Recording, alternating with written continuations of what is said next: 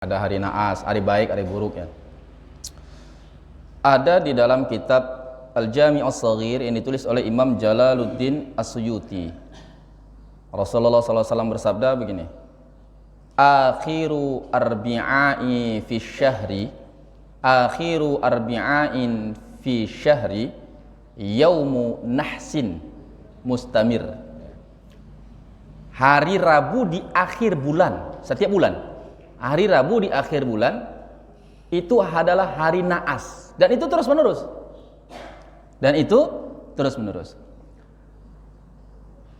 Ketika kita mencoba memahami hadis ini, di beberapa syarah yang pernah saya baca, bahwa kenapa hari Rabu itu dikatakan sebagai hari yang naas? Karena di hari Rabu itu cenderung orang-orang kafir, orang-orang yang melampaui batas, orang-orang yang durhaka diazab Allah pas di hari Rabu.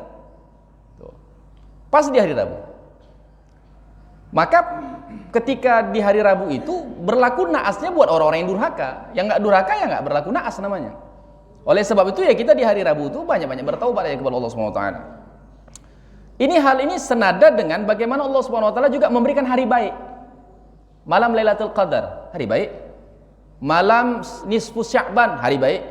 Jadi ada hari baik itu dalam Islam. Ada hari baik, ada hari naas. Hari naasnya itu tadi dijelaskan oleh hadis Rasulullah SAW tuh. Tetapi kendati pun demikian, Bapak dan Saudara yang dimuliakan Allah Subhanahu wa taala, berkaitan dengan tauhid, dengan keimanan, bahwa kalau seandainya seseorang beranggapan bahwa hari-hari tertentu itu tidak baik berdasarkan perkiraan, misalnya perkiraan cuaca, arah angin, ya, atau mungkin berdasarkan kebiasaan, maka ini tidak menjadikan seseorang itu kafir. Tapi kalau seandainya dia beranggapan naasnya seseorang itu terjadi karena hari-hari tertentu dan karena sebab hari itu, maka ini bisa menjadikan seseorang itu menjadi kafir. Hal ini dapat dibuka di dalam kitab Nihayatu Ghayatut Talkhis, ya. Juga ada di dalam kitab Tuhfatul Murid yang ditulis oleh Ibrahim Al-Bajuri. Lebih menarik, di dalam kitab Tuhfatul Murid itu dirinci ketika sebab akibat, orang menganggap bahwa sesuatu terjadi karena sebab akibat. Misalnya pisau dapat memotong, api dapat membakar, dan lain-lain itu. Karena memang itulah terjadi karena sebab akibat itu, maka orang tersebut kafir. Seandainya dia menganggap bahwa peristiwa itu tanpa ada pengaruh Allah Subhanahu wa taala. Yang kedua, kalau seandainya ada orang berkeyakinan bahwa pisau dapat memotong, api dapat membakar, karena Allah memberikan kekuatan kepada benda itu atau kepada peristiwa itu, maka orang ini fasik. Karena sama seperti keyakinan orang Mu'tazilah. Karena orang Mu'tazilah ini menganggap bahwa manusia itu berbuat di luar dari kudrahnya Allah Subhanahu wa taala. Mu'tazilah begitu. Yang ketiga, ketika seseorang beranggapan bahwa seperti pisau dapat memotong, api dapat membakar, itu adalah karena kuasa Allah, tapi secara akliyah, secara akal, rasio, bahwa itu pasti terjadi, ini tandanya orang bodoh. Sedangkan orang yang beriman menganggap bahwa peristiwa-peristiwa sebab dan akibat itu terjadi semata-mata hanya karena adalah sebuah kebiasaan. Pada umumnya hal ini terjadi akan seperti ini, maka orang seperti ini dianggap sebagai orang yang beriman. Ada sebuah hadits qudsi dari Rasulullah SAW bahwasanya Allah Subhanahu wa taala pernah mengatakan di dalam hadits qudsi itu, keimanan hambaku adalah ketika dia bersama dengan diriku. Ketika dia melihat hujan turun, dia katakan bahwa hujan turun karena Allah Subhanahu wa taala, bahwa dia beriman kepadaku, dan dia ingkar kepada bintang. Tapi ketika hujan turun, dia katakan bahwa hujan ini turun berdasarkan prediksi perbintangan, maka dia sudah kafir kepadaku. Nah, jadi sebab akibat itu diikutkan kepada keyakinan kepada Allah Subhanahu wa taala. Kalau di luar dari itu, tidak boleh. Berkaitan dengan terkadang ada orang, Pak, tolong anak saya mau nikah, atau kami mau buat acara pesta, tolong lihat dulu hari baik, hari buruknya, ya.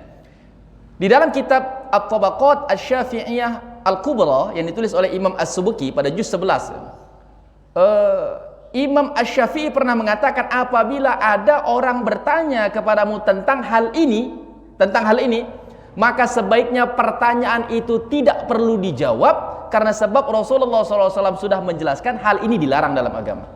Jadi nggak usah dijawab. Mana hari bagus ini? Tapi kalau misalnya mana nih hari yang bagus Pak, mau pesta? Oh, bulan Desember jangan, musim hujan. Nah, itu boleh lah ya, karena menurut kebiasaannya bulan Desember hujan misalnya. Kalau seperti itu boleh. Yang pertama, berkaitan dengan melakukan perjalanan di hari Jumat. Jadi ada pembicaraan di kalangan para ulama, khususnya ahli fiqih, misalnya di dalam kitab Hasyiah Kanzir Raghibin yang ditulis oleh Al-Imam Syihabuddin Al-Qalyubi pada juz 1 kalau tidak khilaf saya itu.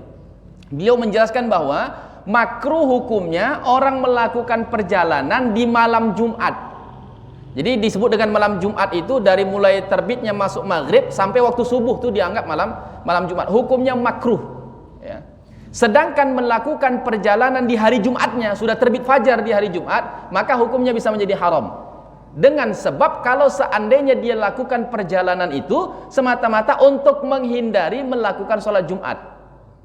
Kenapa dianggap malam Jumat makruh? Karena belum jatuh hukum kewajiban dia sholat Jumat, karena belum jatuh hari Jumat. Kapan hari Jumatnya jatuh? Setelah terbitnya fajar.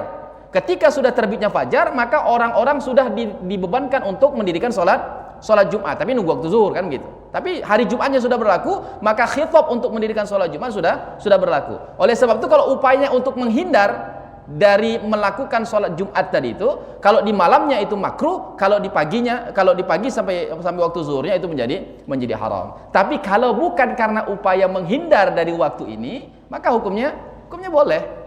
Ini dijelaskan juga di beberapa kitab, misalnya kitab Fathul Mu'in yang ditulis oleh Zainuddin bin Abdul Aziz bin Malibari, yang kemudian dijelaskan lagi oleh Sayyid Abu Bakar Syafaa di dalam kitabnya Hasyiah I'anatul Talibin. Wallahu alam, kira-kira seperti itu.